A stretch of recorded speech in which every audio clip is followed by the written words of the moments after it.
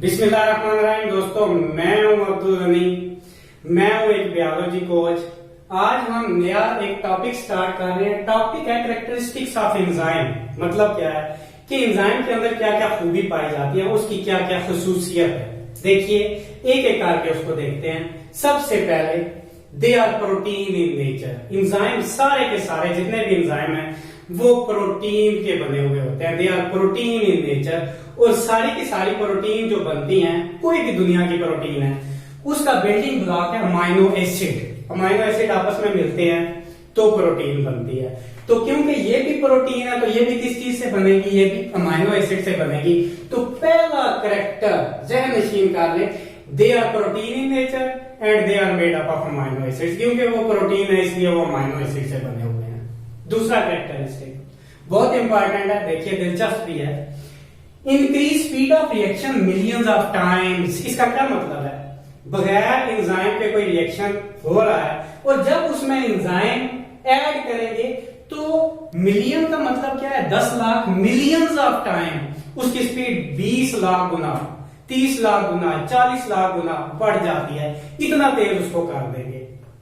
Increase speed of reaction millions of time, ये दूसरा characteristic है एंजाइम का।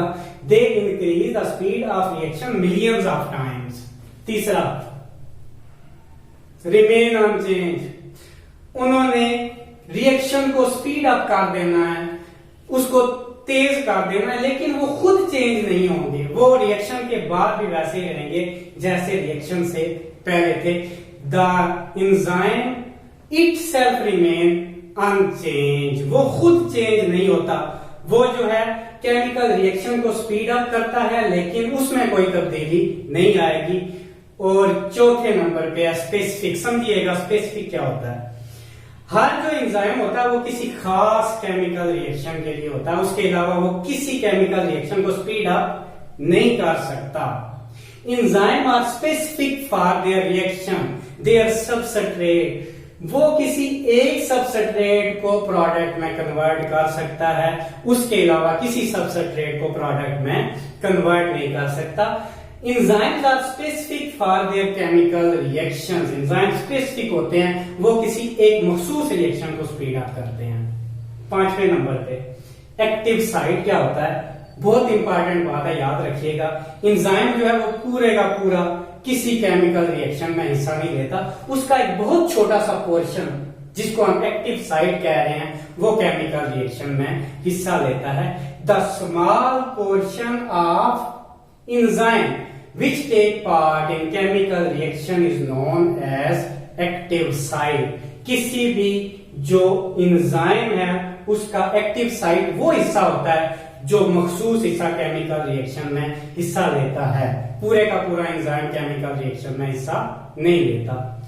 6ठे नंबर पे हम इधर आ जाते हैं। देखिए कोफैक्टर्स क्या हैं, समझने की कोशिश कीजिएगा। एंजाइम आमतौर पर अकेले ही काम करते हैं, उनको किसी किस्म की हेल्प की जरूरत नहीं होती। Enzyme work alone and they speed up chemical reaction. वो अकेले काम करते हैं और वो केमिकल रिएक्शन को स्पीड अप कर देते हैं। But sometimes they need help, और कभी कभी उन्हें हेल्प की जरूरत पड़ती है और वो जो हेल्प करने वाली चीजें उनको हम कहते हैं cofactors. Cofactors are the substances that help enzyme in chemical reaction. अब ये अलग से भी पूछा जा सकता है कोफैक्टर्स क्या होते हैं। दे मे बी इनऑर्गेनिक और ऑर्गेनिक। वो इनऑर्गेनिक भी हो सकते हैं, ऑर्गेनिक भी हो सकते हैं। अब ऑर्गेनिक जो है वो दो तरह के होंगे। कुछ ऐसे होते हैं जो एंजाइम के साथ जो है वो फर्मली नहीं जुड़े होते, उनका बांड जो होता है वो बहुत लूज बांड होता है, वो एंजाइम से अलग हो सकते हैं। जब वो लूजली हेल्ड होंगे तो उसको हम कहेंगे प्रोस्थेटिक ग्रुप। प्रोस्थेटिक ग्रुप क्या है?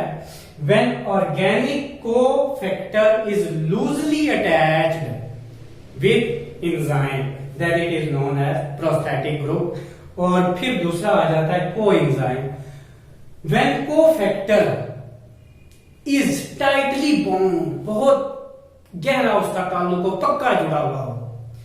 When cofactor is tightly bound with the enzyme, then it is known as coenzyme। ये अलग से पूछा जा सकता है कोफैक्टर्स क्या होते हैं और प्रोस्थेटिक ग्रुप क्या होता है और को एंजाइम क्या होता है, अलग से शॉर्ट क्वेश्चन में पूछा जा सकता है। Cofactors, these are the substances which help the enzyme in chemical reaction. They may be inorganic and organic. If they are organic and not tightly bound to the enzyme, then they are known as prosthetic group. And if they are tightly bound, अच्छी तरह से जुड़े हुए हों with the enzyme, then they are known as coenzyme. ये है जिसका छठा करेक्टर के वो अकेले काम करते हैं, लेकिन कभी कभी उन्हें हेल्प की जरूरत पड़ जाती है और वो हेल्प उन्हें कोफैक्टर्स से मिलती है। आगे कोफैक्टर्स की हमने टाइप देखी, इनऑर्गेनिक भी हो सकते हैं, ऑर्गेनिक भी। प्रोस्थेटिक ग्रुप, जब ऑर्गेनिक कोफैक्टर एंजाइम के साथ टाइटली नहीं जुड़ा हुआ होता है, एक लूज बांड बनता है तो उसको प्रोस्थेटिक बनाए, और जब वो बहुत टाइटली पक्का जुड़ा हुआ हो तो उसको हम कहेंगे कोएंजाइम। अब आखिरी चले जाते हैं मेटाबॉलिक पाथवे। मेटाबॉलिक पाथवे क्या है और से सुनिएगा। हमने एक सबस्ट्रेट ली, उस पर एंजाइम ने एक्शन किया तो प्रोडक्ट बन गया। अब यही प्रोडक्ट किसी और एंजाइम के लिए सबस्ट्रेट हो सकता है, फिर वो एंजाइम अपनी सबस्ट्रेट पर एक्ट करेगा तो उससे प्रोडक्ट बनेगा, और ये जो प्रोडक्ट बना ये किसी और एंजाइम के लिए सबस्ट्रेट हो सकता है। वो एंजाइम इस अपनी सबस्ट्रेट पर वर्क करेगा और उसको प्रोडक्ट में कन्वर्ट करेगा। ये है मेटाबॉलिक पाथवे।